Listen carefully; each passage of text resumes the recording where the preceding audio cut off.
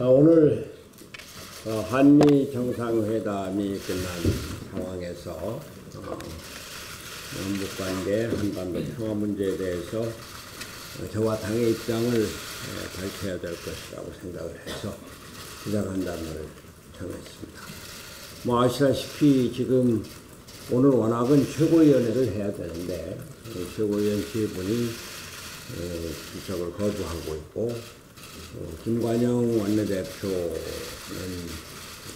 일이 있어서 못 나오시고, 또 권은희 정책위 의장은 해외 출장을 가시고, 김수민 의원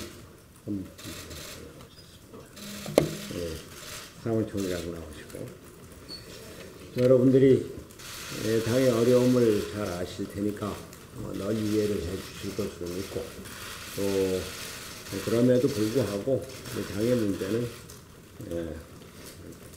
곧 잘 해결이 될 것이다, 그렇게 생각합니다.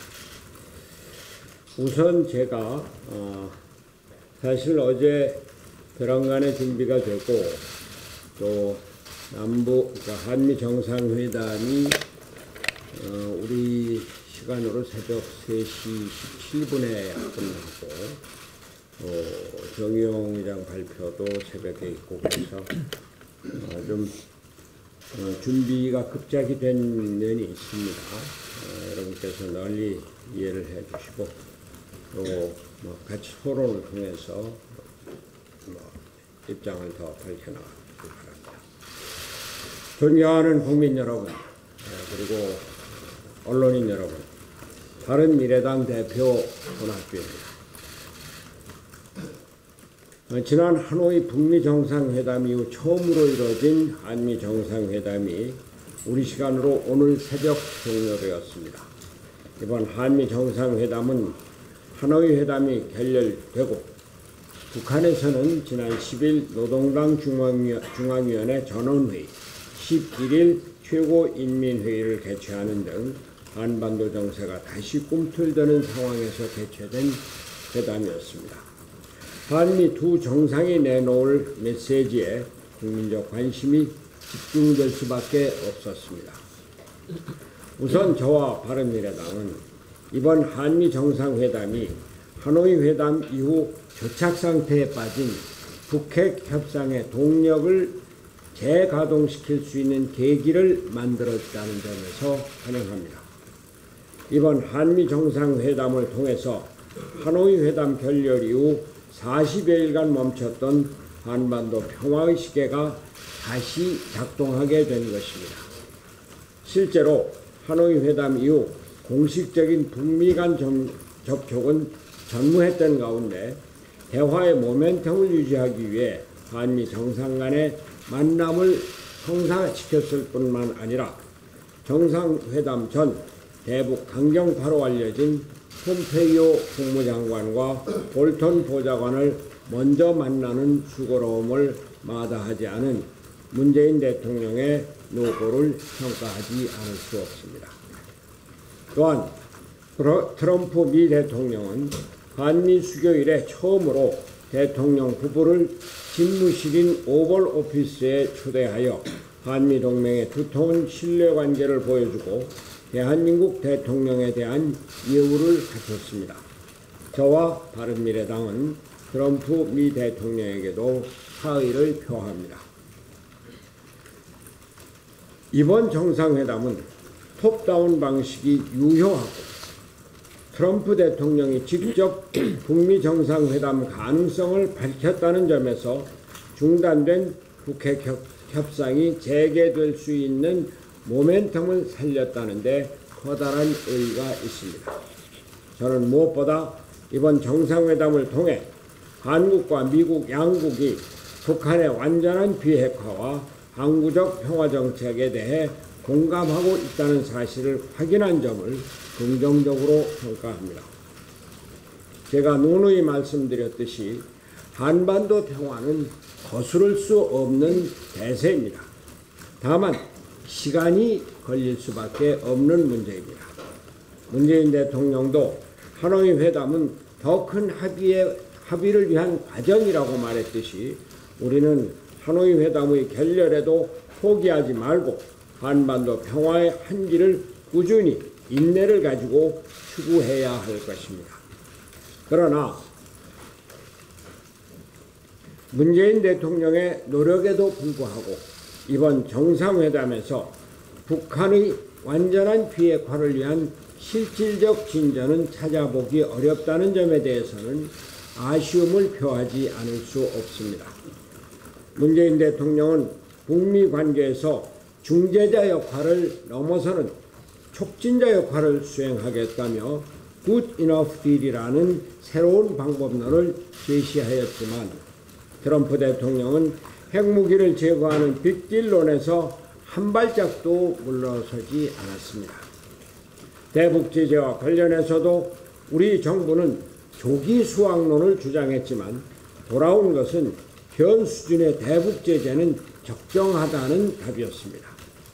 트럼프 대통령은 개성공단과 금강산 관광에 대해서도 부정적인 입장을 나타내며 대북 제재를 유지할 의지를 분명히 했습니다.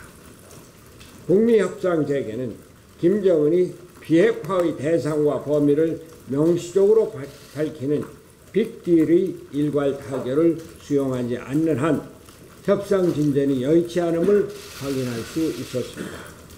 협상의 동력은 살렸지만 하노이에서 확인된 미국의 입장 변화보다는 김정은의 태도 변화를 전제로만 협상 진전이 가능함을 확인할 수 있었던 것입니다. 이제 남은 건 남북 정상회담이나 대북 특사를 통해 김정은의 빅딜 수용, 즉 비핵화 원칙에만 머무를 것이 아니라 무엇을 어떻게 언제까지 폐기할 것인지에 대한 비핵화의 대상과 범위에 대해서 포괄적이라도 일괄 타결식 합의로 명확한 비핵화 진정성을 보여주는 일이 남아있는 것입니다. 북한은 아직도 선제재 완화라는 기존의 원칙을 고수하고 있는 상황입니다. 김정은 위원장은 지난 10일 노동당 중앙위원회 전원회의에서 제재로 우리를 굴복시킬 수 있다고 혈안이 돼 오판하는 적대 세력에게 심각한 타격을 주어야 한다고 주장했습니다. 그 수단으로서 자력갱생이라는 단어를 27차례나 언급하며 의지를 확인했습니다. 만족스러운 비핵화 합의를 위한 전략적 인내에 돌입한 것입니다. 북한과 미국이 다시 힘겨루기를 시작한 현 상황에서 우리 정부는 조급함으로 인해 일을 그르치는 것을 절대적으로 경계해야 합니다. 이미 미국의 조야에서는 한국 정부가 북한의 입장만 대변하고 있는 것 아니냐는 회의론이 팽배합니다. 문재인 대통령과 정부는 북미 관계를 중재한다는 명목으로 무조건적인 선제재 완화, 후비핵화를 주장하는 우를 범해서는 안 될 것입니다. 지금 국면에서는 문재인 대통령이 북미 간 중간자 입장에서의 절충이 아니라 북한을 상대로 김정은이 비핵화의 대상과 범위와 시기를 명확히 밝혀내는 포괄적 일괄 타결 수용을 압박해야 할 것입니다. 지금까지의 중재자에서 벗어나 한미 공통의 입장을 관철시키는 대북 수석 협상가 역할에尽力해야 할 때입니다. 문재인 대통령은 북한의 비핵화를 위한 외교 현안에 있어 이제 속도가 아니라 방향에 중점을 둬야 합니다. 제재 완화 우선 조치가 북한을 당장 대화의 테이블로 나오게 만드는 당근일지는 몰라도 미국과의 비핵화 공조는 그만큼 멀어지게 될 것이 분명합니다. 따라서 우리는 한미 양국 사이에 신뢰할 수 있는 정보 채널을 계속 유지해야 할 뿐만 아니라 대북 제재에 흔들림 없이 동참할 것이라는 의지를 미국 측에 보여주어야 합니다. 굳건한 한미 공조 없이는 북한의 완전한 비핵화는 불가능하기 때문입니다.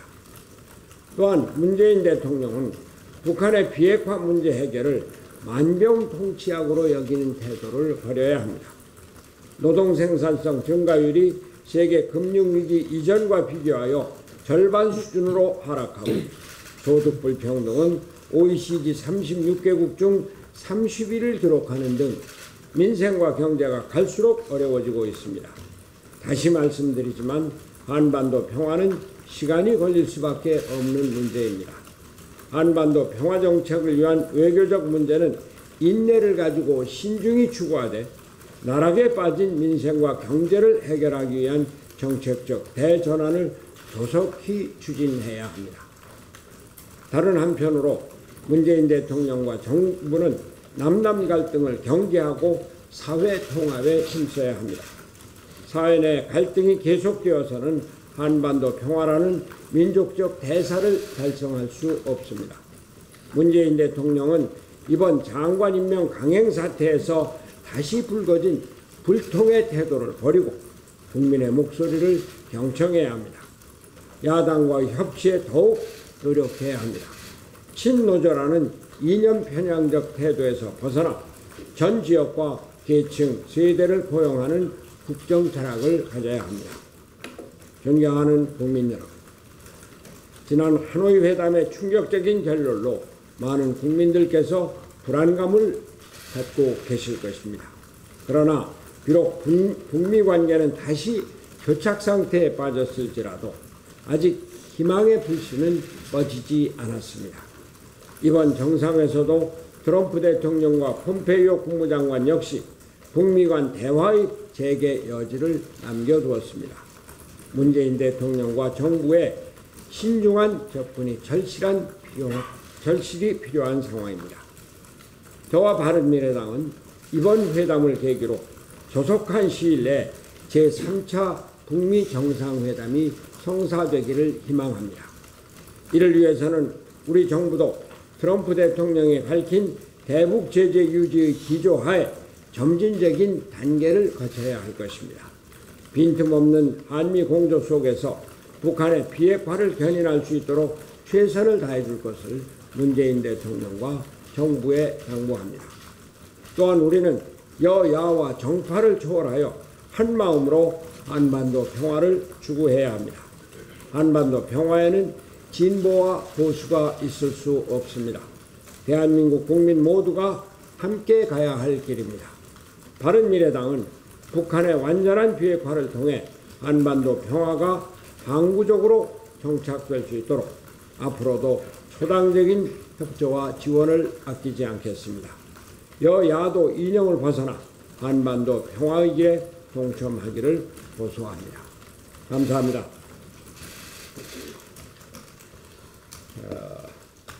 일단 제 입장을 이 정도로 밝혔습니다. 여러분들 질문 있으면 해주시죠.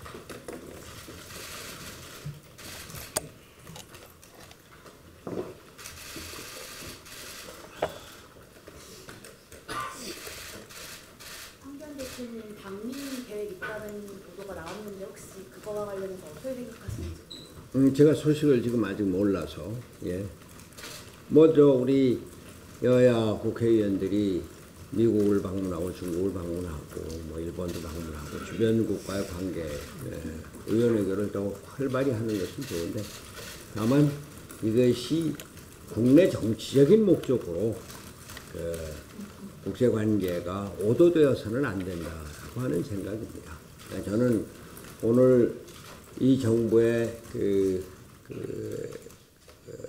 비핵화 전략 평화 정책에 대해서 비판적인 입장을 내놓고 또 새로운 방향에 대해서 적극 검토해야 된다고 얘기를 했습니다만 제가 쭉 얘기를 해오다시피 한반도 평화는 피할 수 없는 길이면서 우리가 추구해야 할 길입니다.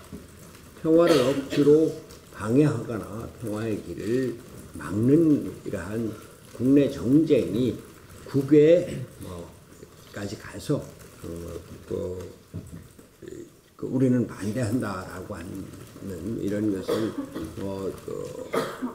선전하고 홍보하고 이런 것은 꼭 바람직하지는 않을 겁니다.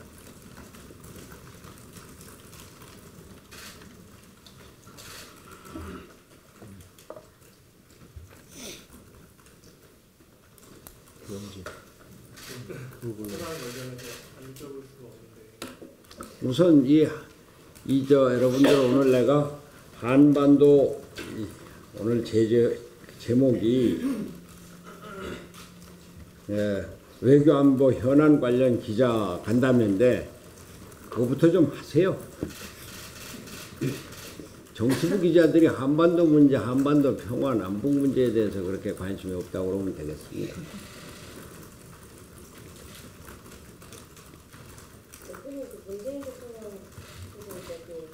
좀 마이크 대고 하세요. 제4차 남북 정상회담 이제 추진한다고 했는데 이 부분에 대해서 좀 제가 말씀드렸다시피 3차 한미 정상회담이 추진될 것을 기대하고 바라고 있으면서 그것을 위해서 남북 간의 긴밀한 교류가 필요할 겁니다. 그것이 특사 파견이 됐건 남북 정상회담이 됐건. 그런데 이번에 문재인 대통령이 아마 절실히 느꼈을 겁니다. 초기에 작년 4.27 남북 정상회담 이후로 고조된 남북 협조 이것이 그대로 미국과 국제사회에 그대로 통용되지 않는다는 것을 절실히 느꼈을 겁니다.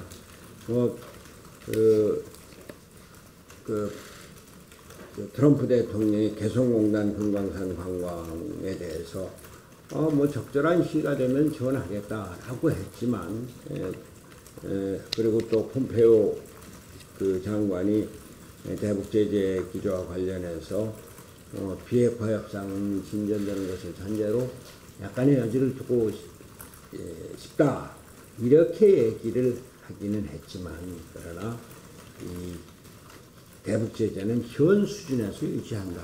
이것이 기본 기조입니다. 이런 상당히 벽 같은 것을 느꼈을 것이라고 생각하고 남북 관계가 우리의 의욕 또 우리의 선의로만 이루어지는 것이 아니라 국제 관계 특히 미국의 엄중한 제재 유지 정책 속에 있다는 것을 절실히 느꼈을 테니까 이것을 어떻게 속도 조절을 해 나갈 것인가 또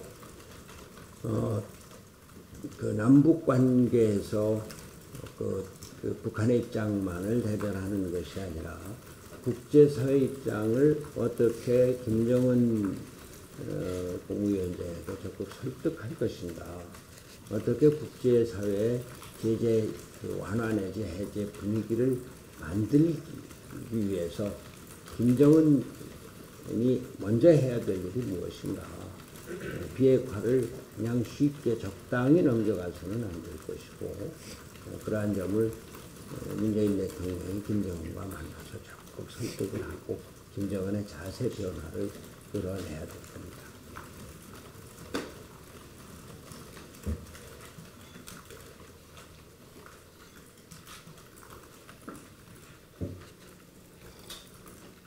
모두에서 포괄적 일괄통일시키라고 말씀을 주셨는데요. 예. 이거는 트럼프 대통령이 말한 입장 어떻게 다른지와 손 대통령이 생각하시는 이거 포괄적 일괄통일시키 비핵화 방식에 있어서 김정은이 어떤 것부터 해야 되는지 말씀해 주시겠습니다. 사실 이 정부에서 후디나 딜이라고 하는 것을 내놨는데 구체적인 내용이 저도 사실 잘 이해가 안 가요.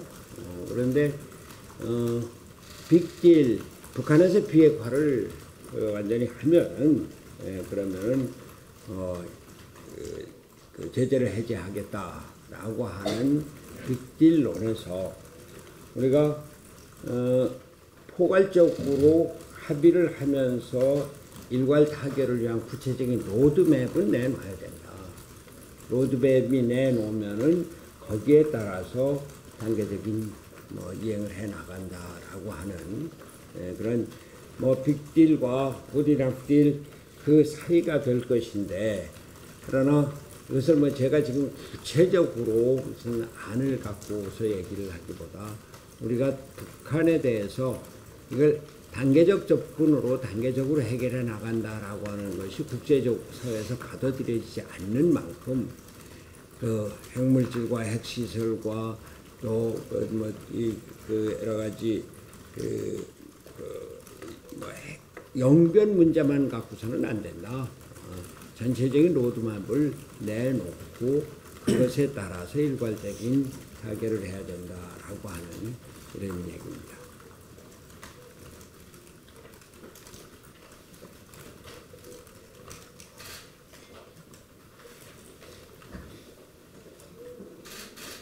다른 말씀 없으세요? 그저 기자 여러분들은 여기에 대해서는 아무런 관심이 없죠. 지금 딴 생각만 하고 있죠. 그래서 많지 않게 내가 다른 기회에 말씀을 드리겠습니다만 질문 있으면 하세요.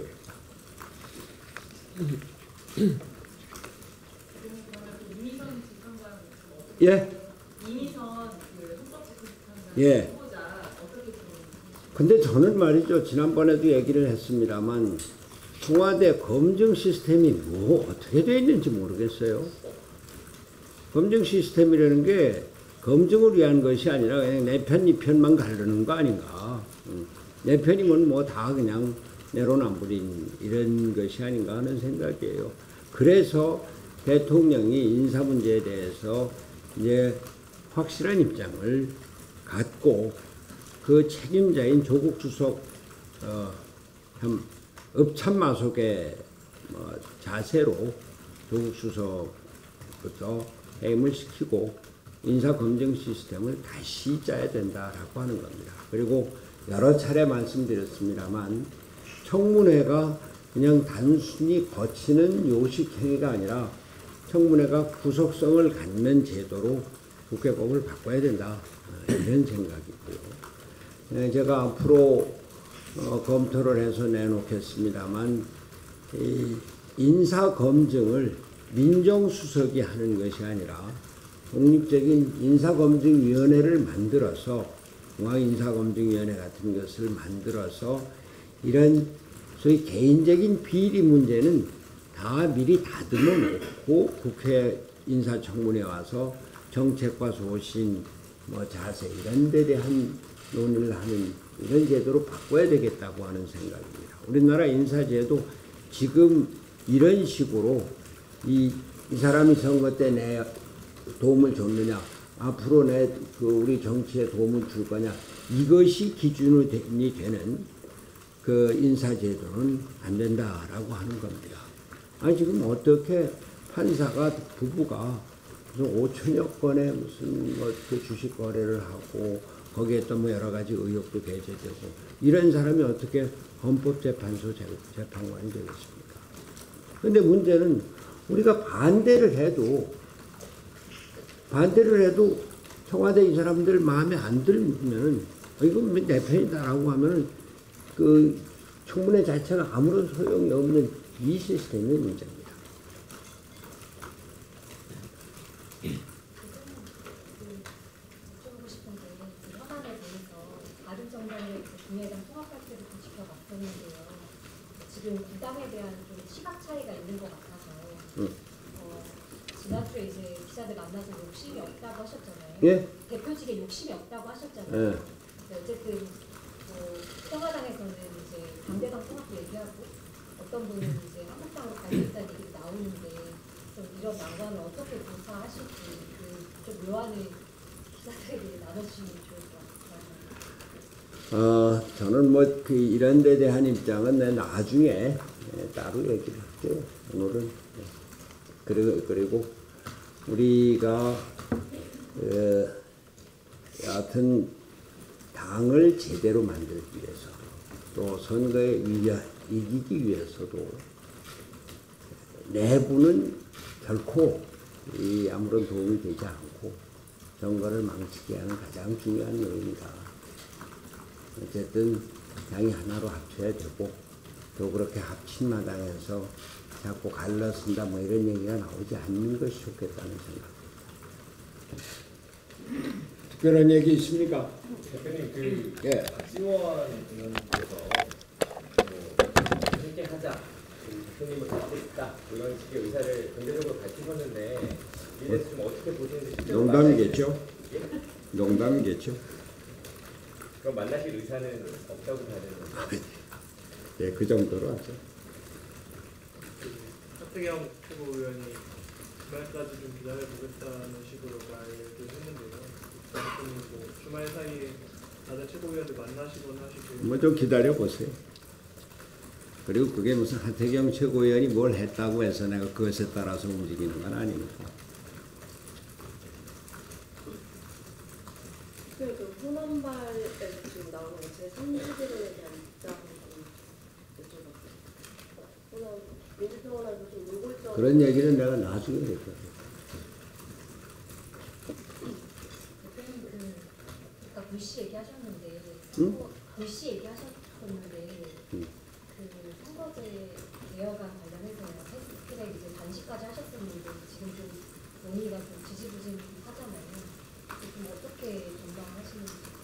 뭐 아직도 뭐 상당히 어렵기는 하지만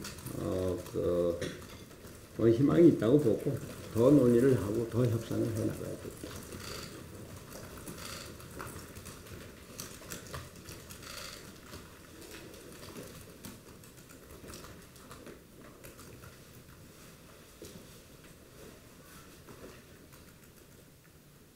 대표님, 그 한국당에서 이번에 한미 정상회담 관련해서 이게 외교천사라고 이렇게 비판을 했는데 여기에 대해서 좀 어떻게 보세요?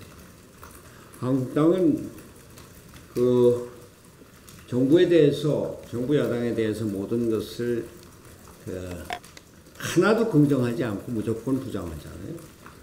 저는 이런 양당제도 극한 대립의 정치를 불식을 해야 된다. 그게 지금 제가 얘기하는 그 새로운 정치의 길이고 그것이 제가 얘기하는 새로운 제3의 길이다라고 하는 겁니다. 어떻게 한반도 평화 그 자체를 그러한 노력 자체를 완전히 부정을 할 수가 있습니까? 물론 우리나라 외교가 여러 가지로 어렵습니다. 그러나 제가 오늘 얘기를 했지만 하노이 회담 결렬 이후로 남북 북미 뭐 이런 것들이 다 결렬이 되고 동결이 된 상태에서 새로운 돌파구를 열려고 하는 노력, 그런 노력을 인정을 해야죠. 그리고 결국 회담을 통해서 우리 정부 문재인 대통령이 추구하는 소위 스몰 딜 내지는 굿 이너프 딜 이런 것들이 미국과 국제사회에서 받아들여지지 않는다는 것이 분명히 났지만 그럼에도 불구하고 개성공단 같은 경우에 조금의 여지가 있다라고 하는 조금의 가능성을 보여주고 또 지금은 안 되지만 앞으로 열 수 있다라고 하는 가능성을 보여주고 여하튼 그렇게 해서 조금이라도 진전을 하고 제3차 북미 정상회담 그 가능성도 일단 열어두고 그러나 그렇게 하지만 그렇게 빨리 하진 않겠다. 그게 지금 냉황한 현실이거든요. 제가 그전부터 얘기를 했죠. 한반도 평화는 그리고 한반도 비핵화, 북한의 비핵화는 거스를 수 없는 그 대세다. 그러나 시간이 걸릴 것이다. 근데 이 정부에서는 그게 당장 빨리 될 줄 알고 당장 무슨 종전선언 얘기가 지금 쑥 들어갔습니다만 그래서 작년 말만 해도 그냥 종전선언 금방 될 것 같이 이렇게 생각했죠. 그게 잘못이다 이런 얘기죠. 국제사회의 큰 흐름을 보아야 되고 비핵화에 대한 그 국제사회의 아주 굳건한 의지, 통합된 의지 이런 것들을 보고 자 그럼 어떻게 상대를 해야 될 것인가 이런 걸 아주 냉철하게 받아들여야 된다 얘기죠. 다시 돌아가서 그럼에도 불구하고 이것이 모든 것이 아예 처음부터 하지 말았어야 되는 일이냐 아니잖아요. 자꾸 두들기고 해야 된다고 하는 대통령 부부가 같이 정상회담에 같이 참석하는 것이 옳은 것인가 이런 관례가 있는가에 대한 논의도 많이 있었습니다만 저는 여하튼 그쪽 대통령 부인도 나오고 같이 앉아서 부인들이 회담에 직접 참여한 것은 아니고 같이 좋은 분위기를 만들고 오버로피스에 초대를 하고 부부간에 그러니까 부인들 간에 오찬을 따로 하고 이런 것들을 하여튼 한미 관계가 그러지 않아도 요즘 어렵다고들 하지 않습니까? 한미 관계가 원활하지 않다라고 하는 얘기가 있는데, 하여튼 그런 걸 통해서라도 조금이라도 좋은 분위기를 만들어 가면은, 그러면은 그것이 한미 관계를 순화시키고 발전시키는 데 도움이 될 거다. 이런 것도 보자 얘기죠. 다만 제가 말씀드리는 것은 한반도 평화는 가야 할 길이나 지금 이 정부가 너무 급하게 나가서는 안 된다. 또 너무 쉽게 생각해서도 안 된다. 요즘은 조금 아는 것 같긴 해요. 워낙 어려움을 다 겪었으니까. 그럼에도 불구하고 좀 더 신중하게 길을 따라서 또 문재인 대통령이 그냥 그 미국이나 국제사회에서 저 사람이 김정은 편 만드는 거 아니야? 이런 의혹을 받고 있다고 하는 것을 드러내고 국제사회 의견을 김정은에게 적극 전달하고 당신네들이 자세를 바꿔야 북미 관계가 해결되고 북한이 비핵화를 통해서 국제사회 일원으로 참여하고 그것을 통해서 북한 정권도 안정이 되고 북한의 경제도 발전할 수 있다. 이런 것을 설득해야 된다 그 얘기죠.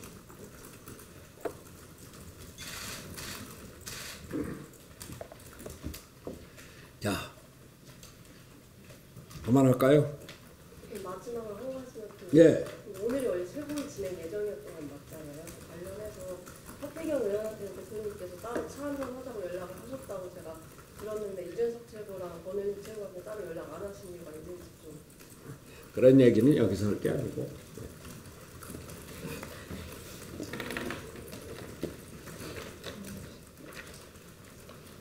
자, 됐죠? 감사합니다.